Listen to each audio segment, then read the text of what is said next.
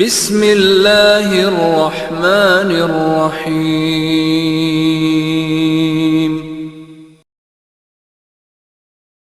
اعوذ باللہ من الشیطان الرجیم، بسم اللہ الرحمن الرحیم۔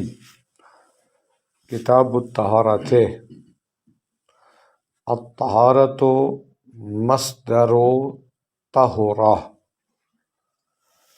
بضم العین و فتحہا۔ لفظ طہارت حروف اصلی اس کے طا، ہا اور را ہے۔ یہ لفظ طہارت مصدر ہے، یا طہورا سے یا طہارا سے، طہورا یا طہورو یا طہارا یا طہورو، یعنی طہورا بضم العین و فتحہا۔ عین الفعل کے فتح کے ساتھ بھی ہے اور عین الفعل کے ضمہ، دونوں استعمال ہوئے عربی میں، یعنی طہارا یا طہورو یا طہورا یا طہورو۔ والاسم الطہر بالضم، لیکن جو اس کا اسم مصدر ہے، اسم سے مراد اسم مصدر، وہ الطہر ہے بالضم، یعنی فعل فعل کے ضمہ کے ساتھ۔ کل میں نے بتایا تھا مصدر اور اسم مصدر، جو اسم مصدر ہوتا ہے وہی جو حاصل مصدر ہوتا ہے اس کو مصدر کہتے ہیں۔ اچھا جی، وَهِيَ لغتاً، اور یہ یعنی جو لفظ طہارت ہے لغوی طور پر، النظافۃ والنزاہۃ من الادناس، اس کا مطلب ہے صاف ستھرا ہونا، دور ہونا میل کچیل سے، ٹھیک ہے، پاک صاف ہونا، دور ہونا کس سے؟ کثافتوں سے، میل کچیل وغیرہ سے، ٹھیک ہے۔ وشرعاً، یہ پچھلا معنی جو بتایا النظافۃ والنزاہۃ من الادناس، یہ اس کا لغوی معنی ہے۔ وشرعاً، اور شرعی معنی، یعنی شارع اس لفظ کو کس معنی میں استعمال کرتے ہیں؟ البتہ یہ شرعی معنی تب ہے بناء علی ثبوت الحقائق الشرعیۃ، اگر ہم بنا رکھیں کہ حقائق شرعیہ ثابت ہے تب یہ شرعی معنی ہوگا نا، ٹھیک ہے۔ کل میں بیان کر چکا ہوں، بناء علی ثبوت الحقائق شرعیہ، یہ شرعی معنی تب ہے اگر حقائق شرعیہ کیا ہوں؟ ثابت ہوں۔ حقیقت شرعیہ کے ثابت ہونے کا مطلب کیا ہے؟ یعنی یہ الفاظ طہارت، صوم، صلاۃ وغیرہ، یہ پیغمبر کے زمانے میں ہی اپنے نئے معنی میں وضع کی حد تک اور حقیقت کی حد تک پہنچ چکے تھے اور اپنے نئے معنی میں حقیقت بن چکے تھے۔ اچھا جی، تو اس کا شرعی معنی کیا بنتا ہے؟ طہارت کا استعمال و طہور مشروط بنیت، یعنی کیا مطلب؟ طہور کا استعمال، آگے طہور بتائیں گے، دو چیزیں ہیں، پانی بھی طہور ہے اور زمین بھی طہور ہے۔ ان کا استعمال خالی استعمال نہ ہو، مشروط بالنیت، نیت کی شرط کے ساتھ، یعنی اس میں نیت بھی ہو۔ مثلا جب آپ وضو کے لیے چہرے پر پانی ڈالتے ہیں تو یہ استعمال طہور بھی ہے اور نیت بھی ہے ساتھ وضو کی، یا غسل کے لیے پانی ڈالتے ہیں تو وہ استعمال طہور بھی ہے اور مشروط بالنیت بھی ہے۔ فالاستعمال بمنزلۃ الجنس، ہم نے تعریف کی ہے کس کی؟ طہارت کی۔ اس تعریف میں لفظ استعمال ہوا ہے استعمال، یہ استعمال کا لفظ کہتے ہیں طہارت کی جو تعریف ہے یہ حد تام کے ساتھ ہے۔ حد تام وہ ہوتی ہے جو جن سے قریب اور فاصل ہے قریب کے ساتھ کی جائے۔ تو یہ جو لفظ استعمال ہے یہ کیا ہے؟ بے منزل ہے، جس طرح حیوان جنس ہے نا اس کی، فرس، غنم، بکر وغیرہ کی، تو استعمال بھی جنس ہے۔ استعمال ہو سکتا ہے استعمال طہور بغیر نیت کے ہو سکتا ہے استعمال طہور کیا ہو؟ نیت۔ جب استعمال کا ہے تو دونوں استعمال اس میں داخل ہو جائیں گے، چاہے وہ نیت کے ساتھ ہو یا پھر بے منزل جنس، اس وجہ سے کہا ہے چونکہ جنس اس کی ہوتی ہے جو ماہیات خارج میں موجود ہوں۔ جو ماہیات اعتباری اور فرضی ہوتی ہیں ان کی جنس نہیں ہوتی بلکہ بے منزل جنس ہوتی ہے۔ والطہور مبالغۃ فی الطاہر۔ اچھا یہ جو استعمال تو تھا نا، یہ تو جنس ہے نا، اس کی فصل کا ہے، بیان نہیں کیے، مشروط بالنیت، فصل ہے نا، مشروط بالنیت سے دیکھیے الانسان، انسان کی تعریف کرتے ہیں، کہتے ہیں حیوان، جیسے حیوان کا شجر وہ غنم بکر وغیرہ سارے داخل ہو گئے، جیسے ناطقن کہا وہ سارے خارج ہو گئے۔ یہاں پر بھی جیسے استعمال کہا تو چاہے وہ استعمال نیت کے ساتھ ہو یا بغیر، سب کو شامل ہے، ٹھیک ہے، لیکن مشروط بالنیت سے وہ جو نیت کے بغیر والا وہ اس سے کیا ہو جائے گا، خارج ہو جائے گا۔ وَالطَّہُورُ مُبَالَغَةٌ فِي الطَّاہر، اور لفظ طہور جو ہے یہ کس میں مبالغہ ہے؟ طاہر میں کیا ہے؟ مبالغہ ہے۔ اچھا، والمراد منہ ہونا الطاہر فی نفسہ المطہر لغیرہ۔ والمراد، دیکھیے سنیں، میں نے کل بیان کیا تھا، وضاحت کی ضرورت پڑ گئی ہے۔ کہتے ہیں مبالغہ کا معنی ہوتا ہے، معنی میں کثرت، ایسی ہوتا ہے نا، عالم جاننے والا، علام زیادہ جاننے والا، ٹھیک ہے، تو ضارب مارنے والا، ضراب زیادہ مارنے والا۔ تو آپ نے کہا طہور مبالغہ ہے طاہر کا، طاہر کا معنی پاک، تو اس میں مبالغہ کا معنی تو کچھ نہ کچھ تو زیادہ ہونا چاہیے نا، تو طہور کا معنی کیا ہوگا؟ زیادہ پاک۔ فرماتے ہیں کوئی چیز پاک یا زیادہ پاک، کم پاک، یہ والی بات نہیں ہوتی۔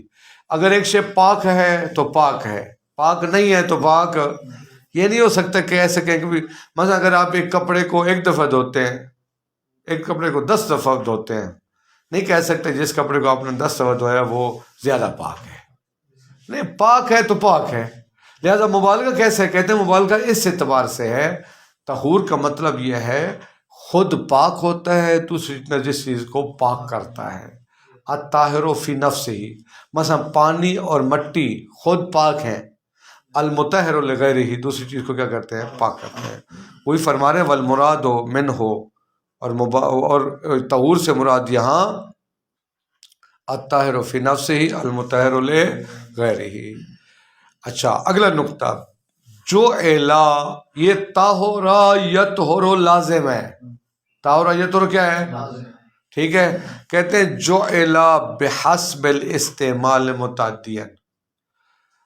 دیکھیں جب طہور مبالغہ ہے تو مبالغہ کا معنی کیا ہے؟ المطہر لغیرہ، دوسرے کو پاک کرنے والا، تو اس میں کون سا معنی آ گیا؟ متعدی والا معنی ہے۔ اگرچہ لغوی اعتبار سے طہورا، یہ جو طہارت ہے، یہ جو طہور کا لفظ لازم ہے، لیکن یہاں استعمال کس کے طور پر ہو رہا ہے؟ متعدی کے طور پر ہو رہا ہے۔ جو الا بحسب الاستعمال متعدیا، استعمال کے اعتبار سے اس کو متعدی بنایا گیا ہے۔ وَإِنْ كَانَ بِحَسْبِ الْوَضْعِ اللُّغْوِي لَازِمًا، اگرچہ یہ وضع لغوی کے اعتبار سے لازم ہے۔ کل اقول، یہ الٹ کی مثال ہے، اقول یہ عقل یا عقلوں سے ہے، وضع لغوی کے اعتبار سے یہ متعدی ہے، لیکن استعمال کیا ہوتا ہے؟ لازم کے طور پر، ٹھیک ہے جی۔ اچھا، یہ بات یہ بتا دیا، تو طہارت کی تعریف کیا ہوئی؟ استعمال و طہور مشروط بالنیت، استعمال بمنزل جنس، طہور کہتے ہیں یہاں مبالغہ ہے، طاہر میں مراد کیا ہے کہ خود پاک ہے، دوسری چیز کو مشروط بالنیت کہتا ہے، اس کی مشروط بالنیت فاصل ہے نا، ٹھیک ہے جی۔ اچھا، اب سنیں، زبانی سنیں تھوڑی سی بات۔ اچھا جی، دیکھیے انہوں نے تعریف کیا کی ہے طہارت کی تعریف، استعمال و طہور مشروط بالنیت ہے، استعمال بتا دیا وہ بمنزلہ جنس ہے، مشروط بالنیت سے ہر وہ استعمال خارج ہو جائے گا جہاں طہور کا استعمال ہو لیکن نیت نہ ہو، وہ طہارت کی تعریف سے خارج ہو جائے گا نا، یعنی اس کو طہارت شرعی نہیں کہیں گے۔ آپ پانی کو استعمال کریں، مٹی کو استعمال کریں لیکن نیت نہ کریں، مثلا کپڑے اور بدن کو دھونے کے لیے آپ پانی کو استعمال کرتے ہیں نا، کیا نیت شرط ہے؟ مشروط بنیت کا ہے نا تعریف میں، نیت شرط ہو۔ بدن کے پاک کرنے میں اور لباس کے پاک کرنے میں نیت شرط، استعمال طہور ہے یا نہیں ہے نا؟ تو چونکہ یہاں نیت شرط نہیں ہے، لہذا یہ طہارت کی تعریف سے خارج ہو جائیں گے۔ اگر آپ کپڑے کو دھوتے ہیں، بدن کو دھوتے ہیں، ٹھیک ہے، تو یہ استعمال طہور ہے لیکن نیت شرط نہیں ہے، لہذا یہ طہارت کی تعریف سے ہے۔ کپڑے جو آپ دھوتے ہیں، آپ استعمال طہور بھی ہے، استعمال طہور ہے لیکن نیت شرط نہیں ہے، ٹھیک، لہذا اس کو طہارت شرعی نہیں کہیں گے۔ ہاں اچھا، یہ ایک اور بات ہے کہ اگر آپ چاہتے ہیں کمال طہارت حاصل ہو اور آپ کو اس کام پر ایکسٹرا ثواب بھی ملے، پھر آپ نیت کر سکتے ہیں، یعنی بندہ نیت کر سکتا ہے کہ اے اللہ میں قربتاً اللہ اپنے کپڑے پاک کرتا ہوں، قربتاً اللہ میں مثلا بدن کو پاک کرتا ہوں۔ اب استعمال طہور بھی ہے، نیت بھی ہے، لیکن نیت ضروری اور شرط۔ اگر آپ ثواب لینا چاہتے ہیں نا، ایک دفعہ خالی کپڑے دھو رہے ہیں آپ، ایک دفعہ آپ چاہتے ہیں میں کپڑے بھی دھوؤں مجھے ثواب بھی مل جائے، تو آپ اگر نیت کر لیں گے قربت اللہ تو آپ کو ثواب بھی مل جائے گا۔ آپ کھانا کھاتے ہیں، آپ کہتے ہیں کھانا بھی کھاؤں ثواب بھی ملے، اب نیت کر لیں قربت اللہ۔ آپ سونا چاہتے ہیں، آپ چاہتے ہیں ثواب بھی ملے، آپ قربت اللہ سو جائیں، تو آپ جب سو جائیں گے تو آپ کو سونا بھی وہ کیا ہوگا، عبادت شمار ہوگا۔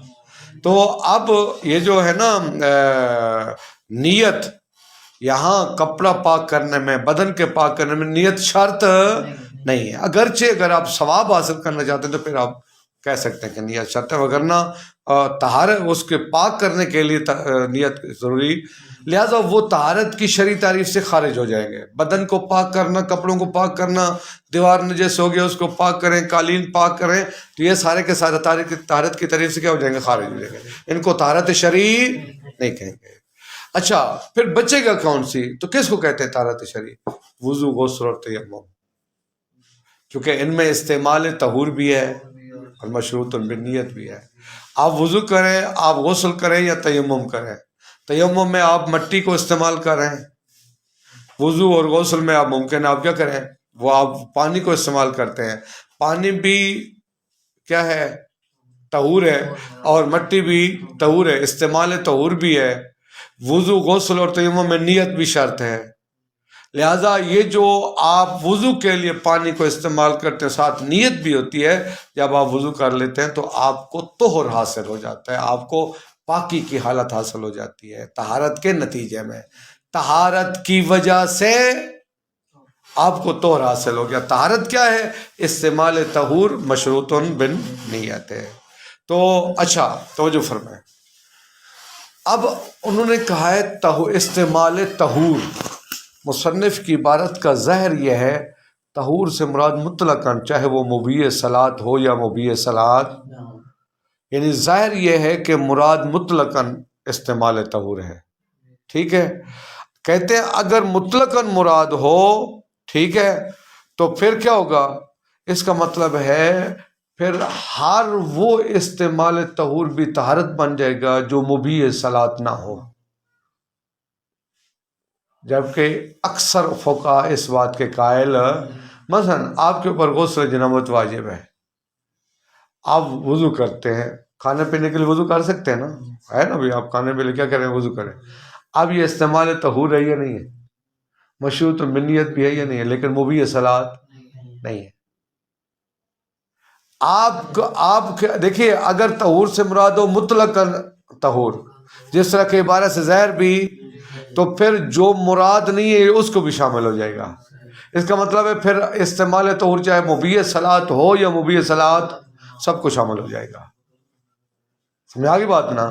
دیکھیے یہاں تک یہ جملہ نقطہ پڑھ لیں، وَخَرَجَ بِقَوْلِهِ مَشْرُوطٌ بِالنِّيَّةِ ازالۃ النجاست عن الثوب والبدن وغیرہما، مشروط بالنیت کی قید سے خارج ہو جائے گا نجاست کو زائل کرنا کپڑے سے، بدن سے، وغیرہما دیوار وغیرہ سے، کہیں سے بھی آپ کرتے ہیں۔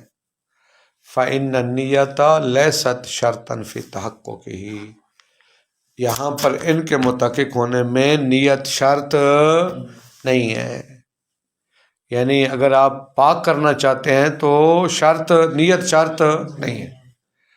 وَإِنِ اشْتُرِطَتْ فِي كَمَالِهِ وَفِي تَرَتُّبِ الثَّوَابِ عَلَى فِعْلِهِ، اگرچہ کمال طہارت میں شرط ہے نیت، وفی ترتب الثواب علی فعلہ، اگر آپ چاہتے ہیں میں یہ جو بدن اور کپڑے کو پاک کروں مجھے ثواب بھی ملے، ثواب کے مترتب ہونے میں نیت شرط ہے، وگرنہ خود طہارت کے حاصل میں نیت شرط نہیں ہے۔ سمجھا کی بات؟ کون سمجھائی؟ ٹھیک ہے جی، یعنی مراد یہ ہے کہ یہاں پر نیت شرط ہے اگر آپ ثواب حاصل کرنا چاہتے ہیں اور کمال طہارت حاصل کرنا چاہتے ہیں، وگرنہ خود نیت کے بغیر بھی وہ کپڑا پاک ہو جاتا ہے، بدن پاک ہو جاتا ہے۔ وَبَاقِيَةِ الطَّهَارَاتُ الثَّلَاثُ مُندَرَجَةً فِي التَّعْرِيفِ، مشروط بالنیت سے جب وہ تطہیر ثوب اور تطہیر بدن خارج ہو گیا تو باقیت الطہارات الثلاث، باقی 3 طہارتیں بچ جائیں گی، وضو، غسل اور تیمم، مندرجۃ فی التعریف، وہ تعریف میں کیا ہوں گی؟ داخل ہو جائیں گی تینوں۔ اچھا، اب اس میں فرق نہیں ہے وہ 3 طہارتیں واجبتاً و مندوبتاً، واجب ہوں یا مندوبہ ہوں، مستحب ہوں، مبیحتاً وغیرہ مبیحتاً، مبیح صلاۃ ہوں یا مبیح صلاۃ نہ ہوں۔ دیکھیے، بعض وضو غسل واجب ہے، بعض مستحب ہیں۔ جنابت والا وضو غسل کیا ہے؟ واجب ہے، لیکن اگر آپ جمعے والے دن کرنا چاہیں تو مستحب ہے۔ نماز کے لیے وضو واجب ہے، ویسے وضو کیا ہے؟ مستحب ہے۔ اسے تیمم بھی واجب ہو سکتا ہے، تیمم بھی مستحب ہو سکتا ہے۔ اچھا، مبیح صلاۃ ہوتے ہیں یا مبیح صلاۃ؟ میں ایک مثال میں نے آپ کو دی وضو کی، ٹھیک ہے؟ وہ جو وضو آپ کرتے ہیں جنابت کی حالت میں ہیں، وضو کرنے سے آپ کھانے پینے کی کراہت ختم ہو جاتی ہے۔ اب یہ جو وضو کرتے ہیں یہ استعمال طہور بھی ہے، نیت بھی ہے، لیکن اس کو طہارت شرعی نہیں کہتے، ٹھیک ہے جی، چونکہ یہ مبیح صلاۃ نہیں ہے۔ توجہ فرمائیں، کہتے ہیں پھر 3 طہارتیں تعریف میں داخل ہو جائیں گی، چاہے وہ طہارت ثلاث واجب ہوں یا مستحب، مبیح ہوں یا، یہ کب یہ سب کو شامل ہو جائے گا؟ ان ارید بالطہور مطلق الماء والارض، اگر طہور سے مراد مطلق ماء اور ارض ہو، کما ہوا ظاہر، جیسا کہ شہید اول کی عبارت سے ظاہر بھی انہوں نے مبیح وغیرہ کی، مبیح اور غیر مبیح کی قید نہیں لگائی، تو جب ان کی عبارت سے بھی یہی ظاہر ہوتا ہے کہ طہور سے مراد مطلق ماء اور مطلق ارض مراد ہے، چاہے وہ مبیح ہوں یا مبیح، تو یہ 3 طہارتیں تعریف میں داخل ہو جائیں گی، چاہے مبیح صلاۃ ہوں یا مبیح صلاۃ، چاہے واجب ہوں یا واجب نہ ہوں، ٹھیک؟ لیکن اس پر اعتراض یہ آتا ہے، اس کا مطلب یہ ہوا آپ کیا کر رہے ہیں؟ وہ جو وضو غیر رافع حدث ہے یا وہ وضو جو مبیح صلاۃ نہیں ہے، یا مثلا بعض فقہا کے نزدیک جو غسل مستحب بھی ہوتا ہے وہ اس کے ساتھ اب نماز نہیں پڑھ سکتے، تو یہ غیر مبیح صلاۃ ہوتے ہیں نا۔ اس کا مطلب ہے آپ کہتے ہیں استعمال طہور چاہے وہ مبیح صلاۃ ہو یا مبیح صلاۃ نہ ہو، یہی نتیجہ نکلے گا۔ اس کا مطلب ہے آپ نے کیا اختیار کیا ہے؟ آپ نے اسی کو اختیار کیا ہے کہ جو مبیح صلاۃ نہیں ہے اس کو بھی طہارت شرعی کہتے ہیں، جو مبیح صلاۃ، چونکہ اس میں استعمال طہور بھی ہے اور نیت بھی ہے، ٹھیک ہے؟ اگر ایسا ہے تو یہ اکثر فقہا کی اصطلاح کے برخلاف ہے۔ اکثر فقہا کہتے ہیں استعمال طہارت اس استعمال طہور کو کہتے ہیں جو مبیح صلاۃ ہو۔ اچھا، وہ ان اکثر میں خود مصنف بھی ہیں اس علماء کے علاوہ، تو ان پر پہلا اعتراض کیا ہوا؟ آپ نے مشروط بالنیت کی قید سے ٹھیک ہے، ازالہ ثوب، وہ ازالۃ النجاست الثوب والبدن خارج ہو گیا، لیکن باقی وہ چونکہ آپ کی طہور سے مراد مطلق طہور اور مطلق عرض مراد ہے، مطلق عرض اور مطلق ماء مراد ہے، چاہے مبیح ہوں یا مبیح، تو تینوں طہارتیں اس میں تعریف میں، طہارت کی تعریف میں کیا ہو جائیں گی؟ داخل ہو جائیں گی، چاہے وہ مبیح صلاۃ ہوں یا مبیح صلاۃ۔ اس کا مطلب ہے جو مبیح صلاۃ نہیں ہے اس کو بھی آپ کیا کریں؟ طہارت کریں، اور یہ اکثر فقہا کے برخلاف ہے۔ اس جو نقطے کو دیکھ لیں، علیحدہ علیحدہ کرتے سار بات کہتے ہیں کہ باقیات الطہارات ثلاث مندرجۃ فی التعریف، باقی جو طہارتیں وہ تعریف میں کیا ہوں گی؟ مندرج ہوں گی، واجبتاً و مندوبتاً، مبیحتاً و غیر مبیحتاً، چاہے واجب ہوں یا مستحب، مبیح ہوں یا غیر مبیح۔ یہ کب ہے؟ ان ارید بالطہور مطلق الماء والارض، اگر طہور سے مراد مطلق ماء اور مطلق ارض ہو، کما ہوا ظاہر، وحین ایزن، اس وقت، کس وقت؟ یعنی اس کا مطلب ہے مطلق استعمال طہور، چاہے وہ مبیح صلاۃ ہو یا مبیح صلاۃ نہ ہو، اس ففی ہے اختیارو، تو اس کا مطلب ہے پھر اختیار کیا گیا ہے اس بات کو کہ ان المراد منہا، طہارت سے مراد ما ہوا عام من المبیح للصلاۃ، طہارت سے مراد ہر وہ چیز جو مبیح سے عام ہو، یعنی چاہے وہ مبیح صلاۃ ہو یا مبیح صلاۃ نہ ہو۔ اگر ایسا ہے تو وہ خلاف اکثر، وہ خلاف اصطلاح الاکثرین، تو پھر یہ اکثر فقہا کی اصطلاح کے برخلاف ہے۔ ومنہم المصنف فی غیر ھذا الکتاب، اور ان اکثر میں خود مصنف بھی ہیں اس لمحہ کے علاوہ۔ اچھا ایک یہ اعتراض، اگلا اعتراض دیکھیں، کہتے ہیں کہ اگلا اعتراض ہے، چاہے آپ وہ مبیح صلاۃ مراد لیں یا مبیح صلاۃ مراد، ہر صورت میں اعتراض آتا ہے۔ کہتے ہیں ہم آپ سے پوچھتے ہیں جو غسل مندوب ہے یا وضو غیر رافع ہے، غسل مستحبی غسل، فرض یہ کہ اس کے ساتھ آپ نماز نہیں پڑھ سکتے، جو کہ بعض ایسے غسل ہیں فقہا کا نظریہ ہے کہ مستحبی غسل کے ساتھ آپ نماز نہیں پڑھ سکتے، تو جو غسل مندوب ہے یا وہ وضو جو رافع حدث، میں نے کہا جنابت کے حالت میں آپ وضو کرتے ہیں تاکہ آپ کھانا کھا پی سکیں، قراض ختم ہو جائے، تو یہ جو غسل مندوب ہے یا وضو غیر، اور بعض کہتے ہیں اگر آپ کے پاس پانی نہیں ہے تو وضو غیر رافع اور غسل مستحبی کے بدلے میں تیمم بھی کر سکتے ہیں، ٹھیک ہے نا؟ تو ان کے بدلے میں جو تیمم ہوگا، یہ تینوں چیزیں ہیں، غسل مندوب یا پانی نہ ہونے کی صورت میں غسل مندوب کے بدلے میں تیمم، وضو غیر رافع یا پانی نہ ہونے کی صورت میں تیمم غیر رافع۔ اب یہ کیا ہوں گے؟ یہ ان میں استعمال طہور بھی ہے، اس میں نیت بھی ہے، لیکن یہ طہارت کی تعریف ان کو شامل، جبکہ آپ نے جو تعریف کی ہے یہ تعریف ان کو شامل ہو جاتی ہے، پس آپ کی تعریف مانع عن الاغیار نہیں ہے، آپ کی تعریف مانع عن الاغیار نہیں ہے۔ کیوں؟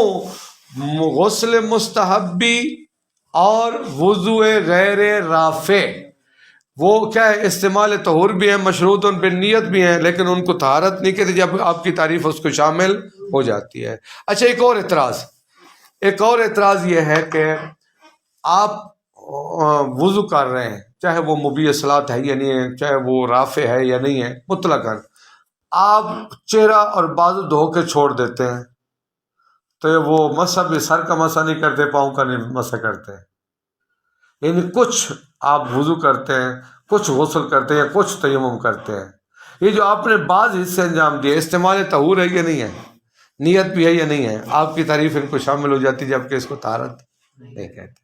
سمجھ آ گئی بات؟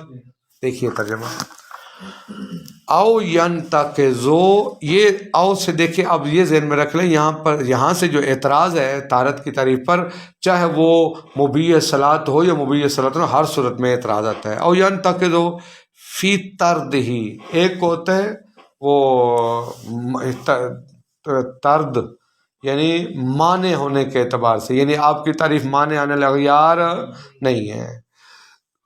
او ینتقضو، یہ طہارت کی تعریف ٹوٹ جاتی ہے، اس پر اعتراض آتا ہے، فی طرد جامع، مانع ہونے کے اعتبار سے۔ کس طرح؟ یعنی آپ کی تعریف مانع نہیں رہتی، بالغسل المندوب والوضوء غیر رافع منہ، غسل مندوب کے ذریعے اور وہ وضو جو رافع حدث نہ ہو، والتیمم بدلا منہما، یا غسل مندوب اور وضو غیر رافع کے بدلے میں یہ تیمم ہے، ان قیل بہ، اگر اس کا قائل ہوا جائے کہ آپ غسل مستحبی کے بدلے میں تیمم کر سکتے ہیں یا وضو غیر رافع کے بدلے میں تیمم، تو بہرحال اس سے ان میں کیا ہے؟ استعمال طہور ہے، مشروط بالنیت بھی ہے، لیکن اس کو طہارت شرعی نہیں کہتے۔ او ینتقض فی طردہ ایضا یا یہ تعریف یعنی ایک اور اعتراض ہوتا ہے، وہ بھی یہ ہے کہ تعریف مانے آنے لگ یا نہیں رہتی. کس طرح؟ بے ابعاد کل واحد من الثلاثۃ مطلقاً. اچھا یہاں مطلقاً سے مراد ہے چاہے آپ کی مراد وہ مبیح صلاۃ ہو یا مبیح صلاۃ نہ ہو، رافع حدث ہو یا رافع حدث. وہ کہتے ہیں اگر آپ کچھ حصہ دھوئیں وضو کا، مثلا چہرہ دھو لیں وضو کی نیت سے، باقی آپ وضو کے اعضاء انجام نہ دیں، تو استعمال طہور ہے یا نہیں ہے؟ مشروط بالنیت بھی ہے، اس کو طہارت کہنا چاہیے لیکن اس کو طہارت شرعی. لہٰذا یہ طہارت نہیں ہے لیکن آپ کی تعریف میں داخل ہوگی، ٹھیک ہے نا. لہٰذا آپ کی تعریف مانے نہیں رہی. فَإِنَّهُ استعمال طہور، استعمال للطہور ہے، مشروط بالنیت ہے، یہ استعمال طہور بھی ہے، نیت بھی ہے، مع انہ لا یسمى طہارۃ، لیکن پھر بھی اس کو. اچھا ایک اور اعتراض، وہ بھی اعتراض یہ کہ تعریف آپ کی مانے نہیں رہتی.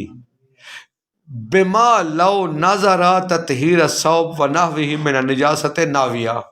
دیکھیے ایک آدمی یہ جو منت مانتے ہیں نا کہ اگر یہ میرا کام ہو گیا تو میں قربتاً الی اللہ کپڑے دھوؤں گا. منت کے لیے یہ ضروری ہے کہ وہ کام رجحان رکھتا ہو. حرام اور مکروہ کی منت نہیں مان سکتے آپ، یا واجب کی منت میں نہیں مان سکتے. آپ کہ میرا یہ کام ہو گیا میں ظہر کی نماز پڑھوں گا، وہ آپ پر واجب ہے. آپ کہ میرا یہ کام ہو گیا تو میں شراب نہیں پیوں گا، وہ حرام ہے. سمجھا کی بات؟ نظر کے منعقد ہونے کے لیے ضروری ہے کہ وہ کام ترجیح رکھتا ہو.